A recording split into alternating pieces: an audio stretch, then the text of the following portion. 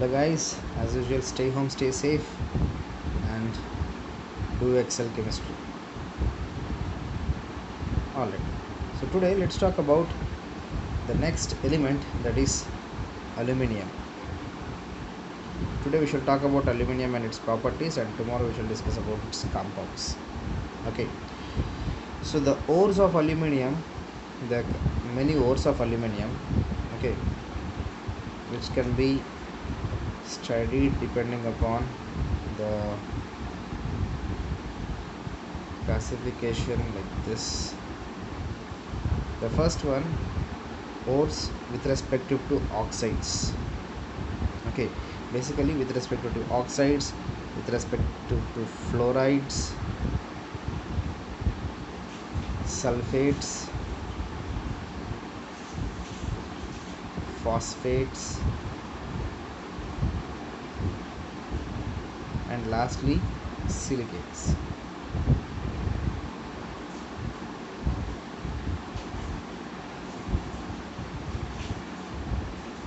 Okay, so these are the various division of the ores of aluminium. So the various oxides are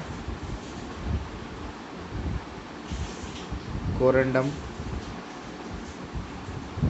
and ruby, sapphire, emerald. All of them has the formula, that is Al2O3, with the impurities of other metals like zinc, not zinc, chromium, cobalt, and some amounts of silica. Okay, very minute quantities, but majorly oxides form, that is Al2O3. All of them will have these things. Fine. Then diaspore, which is Al2O3 dot 1H2O. It's monohydrated. And bauxite, a very important one, that is Al2O3 dot 2H2O. And gibbsite, which is Al2O3 dot 3H2O. Okay, so diaspore, bauxite, gibbsite, mono, di and trihydrated respectively. And out of all these things, this is very important, that is bauxite. Okay, and our study is all about bauxite, from bauxite especially. Okay, then with respect to the fluorides, we have the already known thing, that is cryolite. Okay, whose formula is Na3Al(F6). Okay, and with respect to sulfates, we have something called as alum stone. The composition is K2SO4 dot Al2SO4 thrice dot 4 AlOH thrice. So this is what alum stone is. Okay, so which is a ore of sulfate. Similarly, we have phosphates, whose, let me write here, turquoise, TURQUOISE, turquoise, and whose formula is AlPO4 dot AlOH thrice dot H2O. Okay, so this is in fact the phosphate with hydroxide of aluminium. This is called as turquoise. Okay, so phosphate, turquoise. Then lastly silicate, we have feldspar and kaolin,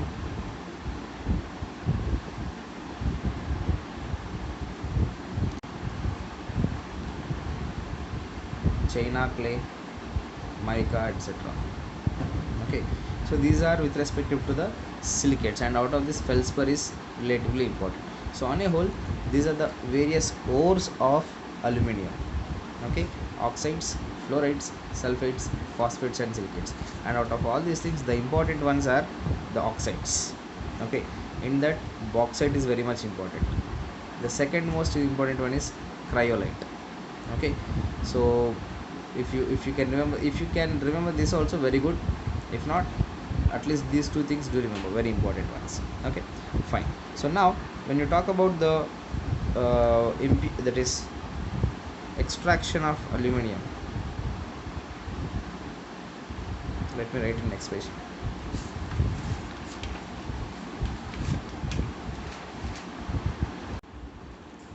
Extraction of aluminum has the following steps.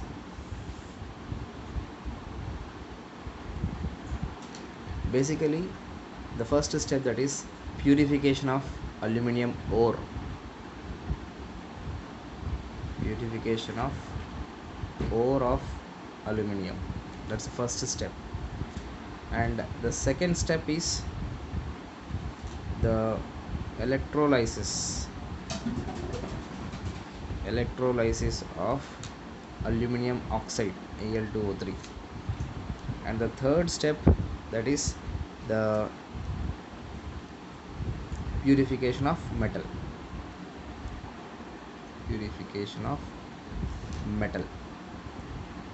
So these are the three steps that generally followed for the extraction of aluminum. Okay, now in the first thing, that is purification of aluminum, we have various process in this also. Three process in fact. 1, 2 and 3 process.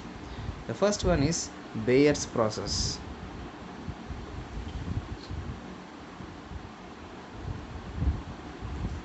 The second is Hall's process. And the third, Serpek's process.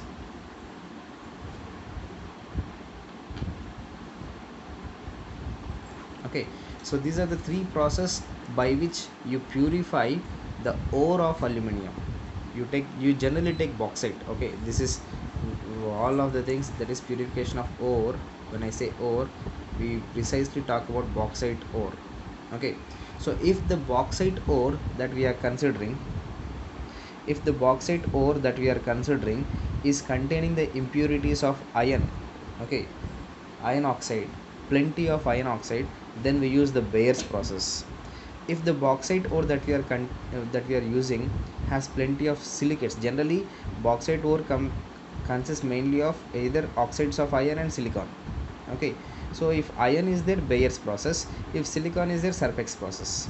Okay, Hall's process is similar to Bayer's process, but only thing is the reagent we use is different. Okay, so let me write the point. For example, this is used when the impurities that are present,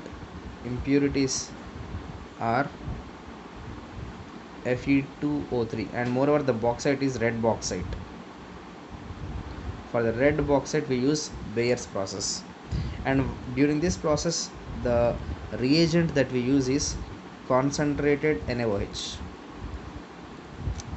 Okay, so for Fe2O3, if the impurities are Fe2O3, then we use Bayer's process. If the impurities are SiO2, then we use Serpek's process.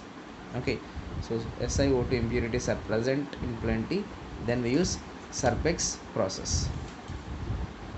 Okay, fine. Now why it is looking blur, one second. Okay, so basically what happens is, the impurities that are present when treated with the concentrated NaOH, the impurities do not react with this NaOH. Okay, whereas aluminum, that is Bayer's process, the bauxite Al2O3, from Al2O3 the aluminum will react with this NaOH, and we know what could be the product formed. Okay, we have seen it couple of times. So the bauxite ore, when treated with the concentrated NaOH, okay, normally the bauxite ore is containing Al2O3 along with the impurities of Fe2O3 also. So the impurities of Fe2O3, sometimes even FeO is also present. So we roast this FeO before we start the process. We roast it so that it converts into Fe2O3. Okay, on a whole, Fe2O3 is the impurities that are present in major quantity. So that Al2O3, when treated with sodium hydroxide at 150 degrees Celsius, we get sodium meta aluminate. Okay, and this one, when hydrolysis,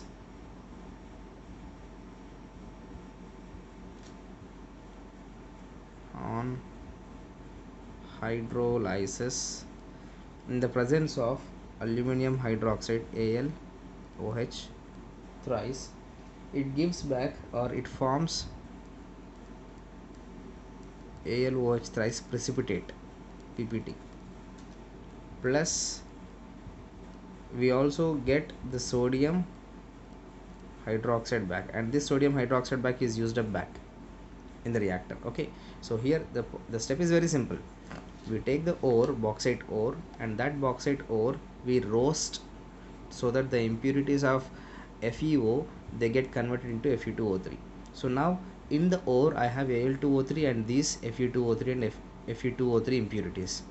So to get rid of this Fe2O3, what I do is I use concentrated NaOH, caustic soda, sorry, NaOH solution. So when I use NaOH solution, the Al2O3 dissolves in this. We know, like, aluminum reacts with this and dissolve, and it forms a soluble compound, that is NaAlO2. Okay, and this is soluble, whereas these fellows are not soluble. So when I hydrolyze, this will react with the water and form the aluminum hydroxide, which is a precipitate, and NaOH is again used in the reactor back.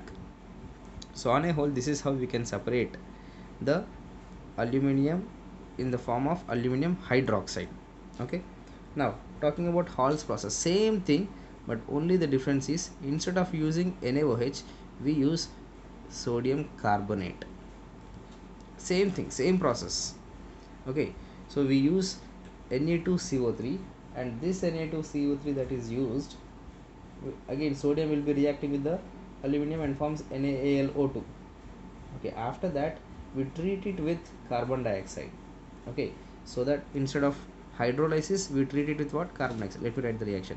That is, ore plus Na2CO3 will form, as usual, NaAlO2 plus the impurities that are present. Okay, that will be there, they don't react, and it remains as it is.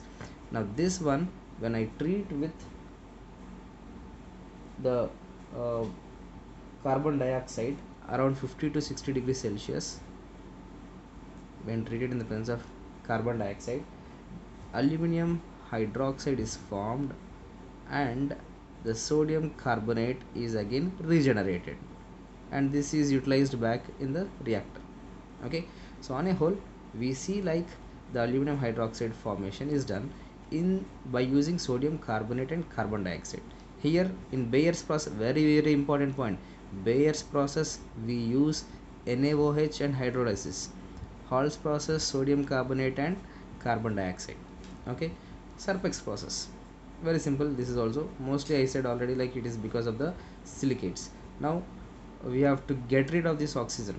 In fact, when we heat that, the oxygen gets out of this. Even in the presence of coke will abstract the oxygen from silicon dioxide, so that silicon is formed. Okay, so the reactions that are involved is the ore, the bauxite ore. When I say ore, it's about the bauxite ore. On treating with carbon in the presence of nitrogen gas. Okay, so around 1800 degrees Celsius, which is very high temperature at this, because nitrogen, to be reactive, it's already a stable molecule, triple bonded, so to break that it needs high amount of energy. So 1800 degrees Celsius, when we subject it, the nitrogen reacts with the ore and forms aluminum nitride plus carbon monoxide. Okay, and this carbon monoxide that is formed, uh, in fact, this aluminum nitrate, when I further treat with water or on hydrolysis, it forms aluminum hydroxide plus ammonia. This important reaction, this is one of the very important reactions, because we are getting a byproduct, that is ammonia. Okay, which is very important, or you can call it as methods of preparation of ammonia. You can use the Serpex process also. Fine. So during the Serpex process, the important byproduct is what? Ammonia. Fine. As usual, this aluminum hydroxide will be precipitated in all the cases such that it can be easily removed. Now we don't want aluminum hydroxide, we want the aluminum oxide. Somehow we have to make aluminum oxide such that electrolysis of aluminum oxide will form aluminum. Okay, so from aluminum hydroxide, how do you prepare is by just process called as calcination. You're very much famous with this word, calcination. Okay, what happens is the aluminum hydroxide is treated or heated in the presence of, in the absence of air at very high temperature, that is 1500 degrees Celsius. It forms Al2O3. So this is what my desired product is. Okay, so this is also Al2O3 and this is also Al2O3. Before, what is the here there were impurities present. Now the impurities are gone. This is a pure form of aluminum oxide. Now the pure form of aluminum oxide I have to electrolyze. Okay, so till here is first step. Now the second step is what? On electrolysis. Basically the electrolysis, when you see that electrolysis also, we have a challenges here. In fact, two important challenges. Okay, challenge 1 and challenge 2. That is, aluminum oxide, that is Al2O3, is a bad conductor of electricity. It's a bad conductor of electricity. So if it is a bad conductor of electricity, can I perform electrolysis? No way. Not only that, the second one is basically the boiling point of aluminum metal. Boiling point of aluminum metal is 1800 degrees Celsius. For the electrolysis means this Al2O3 atoms or bonds should be broken, right? So the Al2O3 molecule should break and then they will be moving freely. So that breaking, or we call it as fusion temperature. Okay, so the fusion temperature for the electrolyte is somewhere around 2000 degrees Celsius. So in other words, for this to break down and perform the current, to flow the current, the fusion temperature is 2000 degrees Celsius and the boiling point of aluminum is just 1800 degrees Celsius. What is the point I wanted to say? By the time the fusion temperature is achieved, the aluminum is already in the vapor form. Okay, they are volatile in the vapors form, so that is not serving my purpose. Okay, so how to overcome this? So to overcome this, I hope I'm making sense. Boiling point of aluminum is 1800 only, but to break the bonds and perform the electrolysis, the temperature required is 2000 degrees Celsius. In other words, electrolysis అయ్యేసరికల్లా aluminium melt అయిపోయి వేపర్స్లో convert అయిపోయి boiling point reach అయిపోయి వేపర్స్లో convert అయిపోతుంది. Okay, so I'm not getting my aluminum metal, I'm getting the vapors of aluminum, okay, which is not serving my purpose. So to overcome this, to overcome this, we have the alternative way. That is, in fact, we add the impurities, that is Al2O3 and calcium fluoride. These are added in the ratios of 20:24:20. Okay, so when I add these ratios, the fusion temperature is decreased. In fact, the fusion temperature is decreased to 900 degrees Celsius. I think, yeah, 900 degrees Celsius. Okay, so not only that, they have decreased the temperature to 900 degrees Celsius, the tendency to conduct electricity by these ions increases. Okay, so now it's a good conductor of electricity, and also the fusion temperature is decreased. So this composition is very much necessary. Their ratios are also important, so do remember this. Now, as usual, on electrolysis, we know what will happen. On electrolysis, the again reactions at anode, reactions at cathode. The anode is basically the carbon rods, the cathode is iron tank or iron box itself acts as the cathode. Okay, we have a big iron tank. Now this one, what happens is, we know like Al2O3 on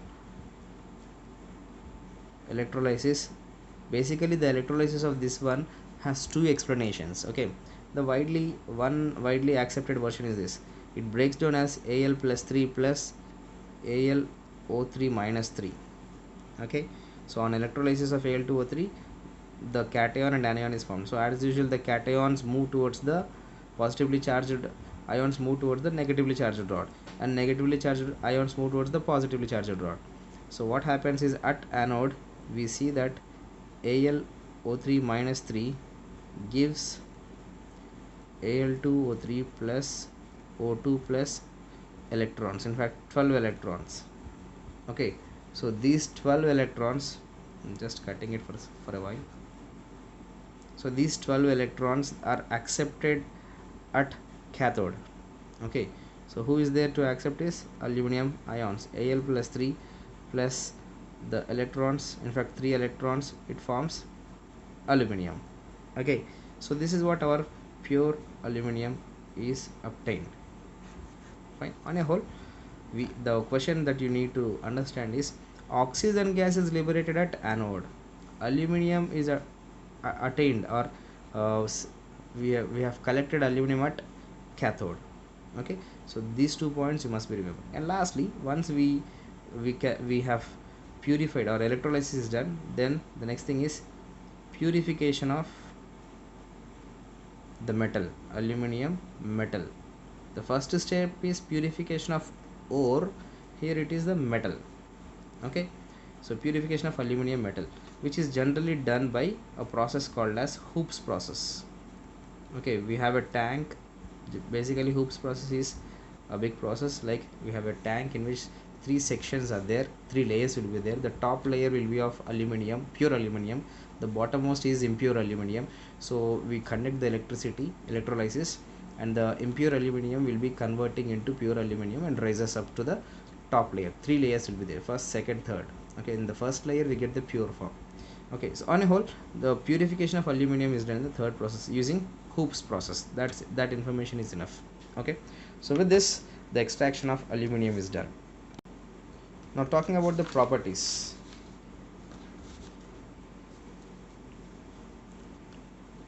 So properties, first physical properties and then chemical properties. So we know like aluminum is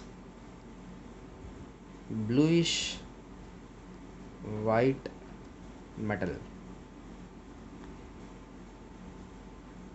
It is, as a metal, it has luster, it is ductile, it is malleable, all the properties. Okay, and the luster, this luster is tarnished, or the luster is gone over a period of time. The luster of aluminum is vanished.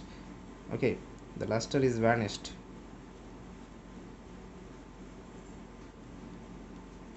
Why? Due to oxide of aluminum on the surface. So oxygen reacts with the aluminum and form aluminum oxide on the surface of the metal, so that the luster is no more visible. Okay, then the density is 2.7 grams per milliliters, and in fact with metals this is the least one. So I can call it as, it's a light metal. Aluminum is a light metal, so it floats. Even in the electrolysis that we have seen, the aluminum metal floats on the surface. Okay, being a light metal, it floats on the surface, and that's how we can easily remove it. Okay, and it's a good conductor. As usual, being a metal, it's a good conductor of heat and electricity. And lastly, its melting point 660 degrees Celsius, boiling point, just now I said 1800 degrees Celsius. Okay, so this is what about the physical properties. Now talking about the chemical properties. As usual, we begin with air.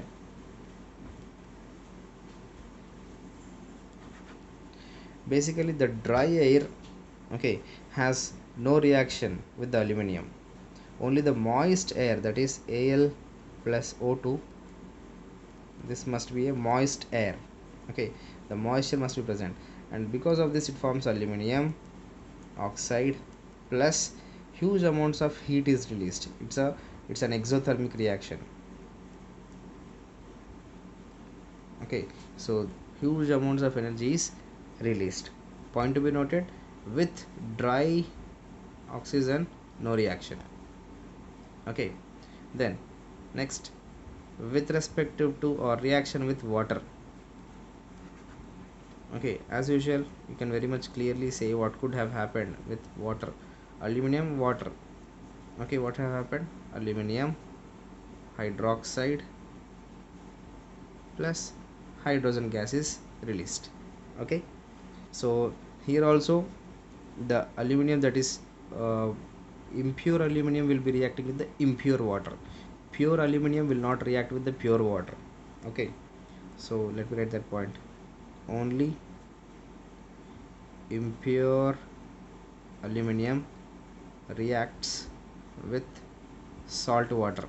Why salt water? Again, salt water has too many of impurities, okay. That's the reason that impure aluminum will be reacting with only salt water or impure water. Then third, with acids.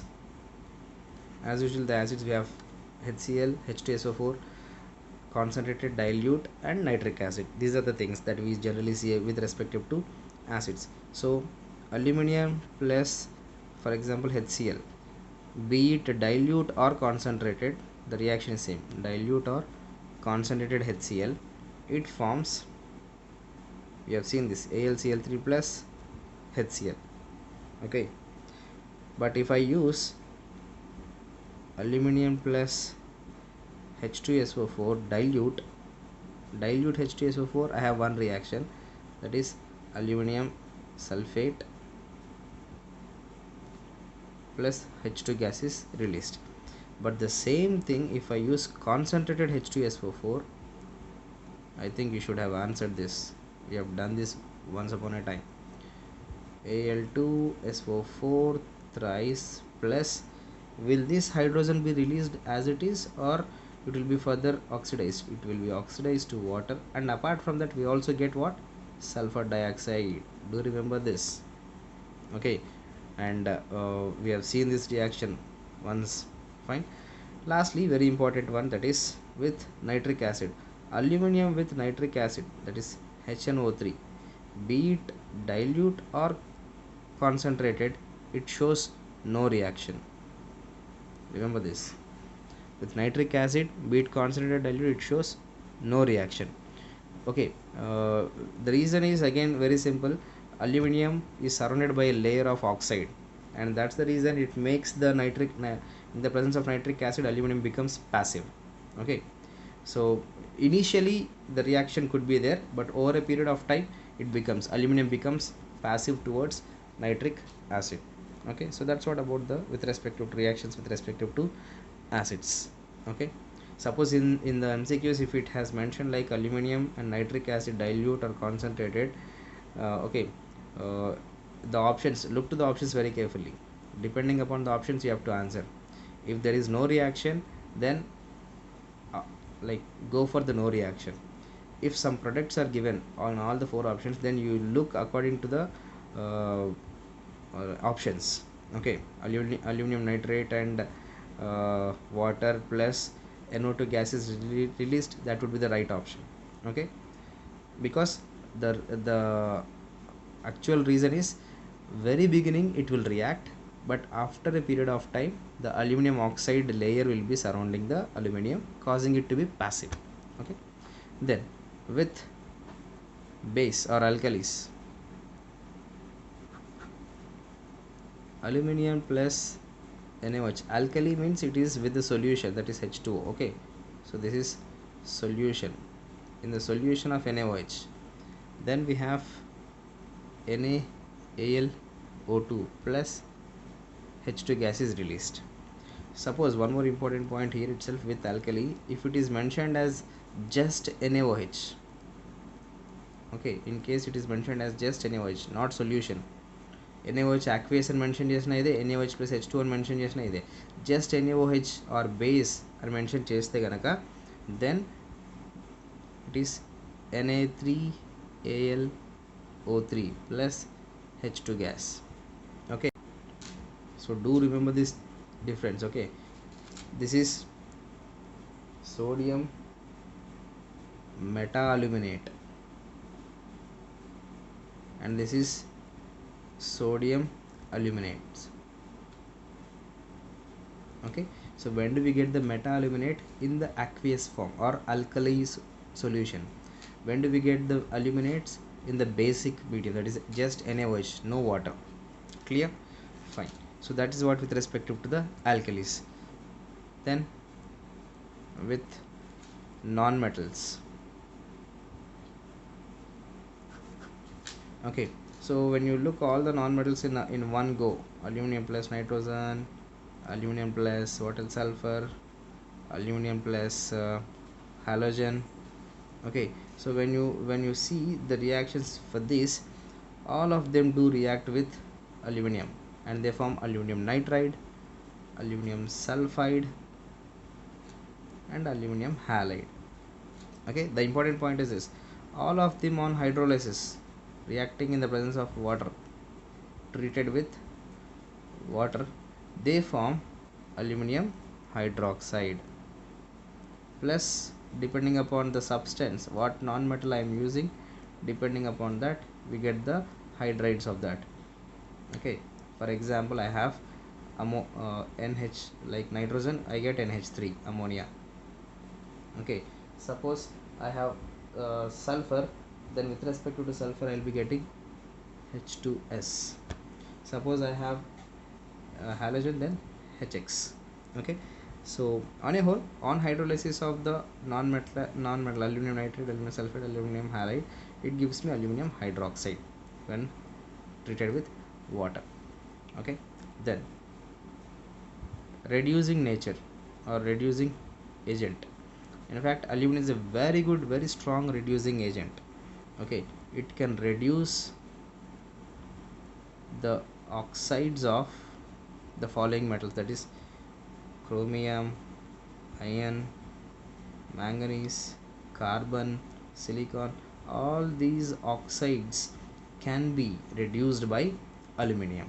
Okay, so just know these oxides of chromium, iron, manganese, carbon and silicon. Okay, so that is carbon dioxide is reduced, silicon is reduced by on using with aluminum. Just nothing, aluminum will grab the oxygen and form the oxide of aluminum. Okay, so nothing much, aluminum oxide will be formed in every case. Fine. And of course, during this reaction heat is released. It's an exothermic reaction. In all the above reactions of oxides of chromium, iron, in all these cases heat is released. Okay, so this is the point that you must be knowing. And lastly, displacement reaction. Because aluminum is more reactive, displacement of metals from the solutions, from their respective solutions. Okay, as aluminum is more electropositive and more reactive, electropositive, therefore it displaces the metals like zinc, copper and lead from their salts, solutions of their salts. For example, I have ZnSO4. On treating with aluminum, it forms aluminum sulfate plus Zn. Similarly with respect to copper and lead also. Okay, so on a whole you can see, like, because aluminum is more reactive, you can call it displacement reaction. So high reactive will displace the least reactive element and this is what is formed. Okay, so that's all about the properties. And lastly, uses as usual. So it has a very wide uses, in fact. So aluminum is used because of its light and cheap available. Okay, it's the third most abundant metal, okay, in the earth's crust. So because of its too much of availability and its lightweight, okay, it is used for making the aircrafts and roofing automobiles and all, okay, in automobiles, aircrafts, and because of its luster and this thing, it is also used in making utensils, etc. Okay, then it is also used as the thin foils to wrap the food preservatives, right? Because of its malleability, okay, and ductility, they can be drawn into thin sheets, right? So thin foils of aluminum is used for wrapping the food items or the chocolates and all, okay. Then the third one is, it is used for, like, aluminum wire is used as transmission lines for dynamos and other materials. In physics we will be studying about this, okay. Aluminum wires used in transmission or making the transmission wires,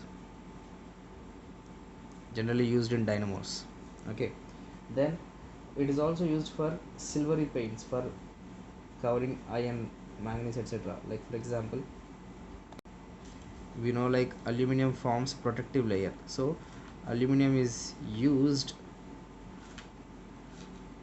as non-corrosive oxide, non-corrosive oxide, which are generally found by paints on the iron, okay. Then it is also used in making the nitric acid. It is not used in making nitric acid. It is generally non-reactive with the nitric acid, so it can be used for transporting the nitric acid, okay. So the nitric acid is mixed along with aluminum, will not be reactive, okay.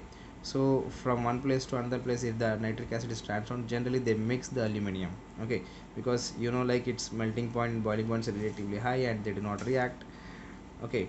And moreover, it forms a protective layer, so no nothing lost when we mix it. So nitric acid, for the transportation from one place to another, we generally use mix with aluminum, okay.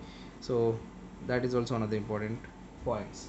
So these are the uses that you can know, fine. And at last, it is used in making alloys, many alloys, okay. It is used in making alloys, okay. We have various alloys like magnesium, duralumin, okay, nickel alloy. So depending upon the various metals composition, we have the various alloys, okay. So on a whole, these are the uses. So with this, the properties and of aluminium is done. In the next class, we'll talk about the compounds of aluminium, okay. Stay home, stay safe, and revise the reactions, revise the topics very much clearly, fine. If you have any doubts, we'll discuss it in the 2 to 3 hours doubt session, fine. Stay home, stay safe.